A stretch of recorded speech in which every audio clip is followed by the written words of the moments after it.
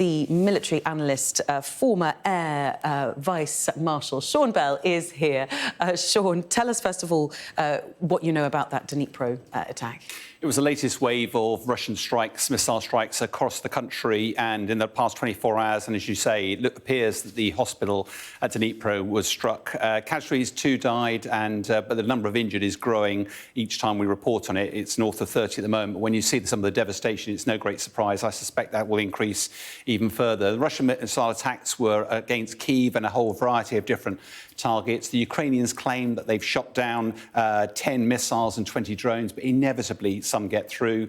There were 2 oil facilities at Kharkiv that were also struck twice last night. The Russians appear to be targeting Ukrainian logistics support, which is, of course, in anticipation of their spring offensive is expected.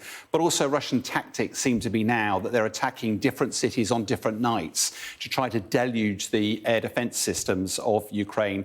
And despite however effective they are at doing that, some inevitably get through. All right. And what about this news that Russia is moving ahead with its decision to deploy tactical nuclear weapons to Belarus? We first broke this in March because President Putin announced he was going to forward deploy tactical nuclear weapons into Belarus. Yesterday, the 2 respective defence ministers met and signed up the requisite paperwork. In fact, President Lukashenko left that and then said that the missiles were already on their way, but we understand the special storage facilities that are required won't be actually available to the end of the month. Now, at face value, this is more about shaking the rhetoric around nuclear and putting a threat and putting fear into the West. Because the harsh reality is you don't have to forward deploy nuclear weapons. They can travel halfway around the world, so there's no benefit, and they're really unlikely to actually ever be used. So what's the real story here? The real story is that President Putin has made no secret of his desire to try and increase Russian influence, restore the Soviet Union. He's invaded Ukraine, and he's actually installed a puppet regime in Lukashenko across in Belarus.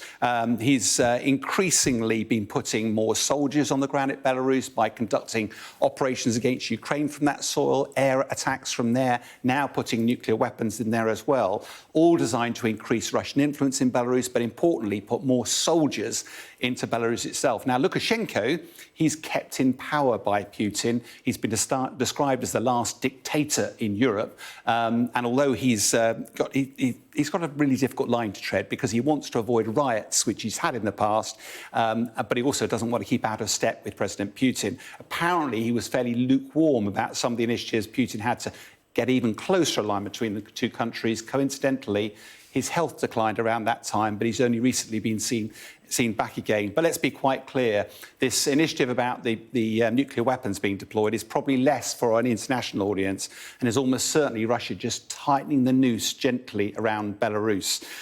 This is a Russian invasion of Belarus, or a phase of it, but by stealth. Very interesting stuff, and one to keep an eye on. Thank you very much, Sean Bell.